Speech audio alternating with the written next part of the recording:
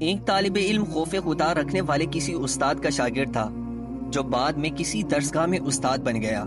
استاد بننے کے بعد ایک دن وہ اپنے اس استاد صاحب سے ملنے کے لیے گیا اور ان کو بتایا کہ آپ کی وجہ سے آج میں آپ کی طرح ایک استاد ہوں۔ استاد نے پوچھا کہ وہ کیسے؟ تو شاگرد نے بتایا کہ ایک دن میں نے اپنے کلاس فیلو کی گھڑی چرا لی تھی، تو آپ نے دروازے بند کروا کے تلاشی لینے کا کہا تھا۔ مجھے لگا کہ آج تو میں پھنس گیا۔ پھر آپ نے فرمایا کہ اب سب بچے اپنی اپنی آنکھیں بند کر لیں۔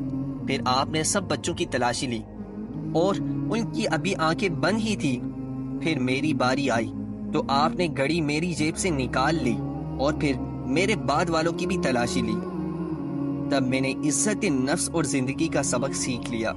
استاد کی آنکھوں میں اجنبیت دیکھ کر شاگرد نے پوچھا، استاد محترم، کیا آپ ابھی بھی مجھے نہ پہچانے؟ آپ مجھے کیسے بھول سکتے ہیں؟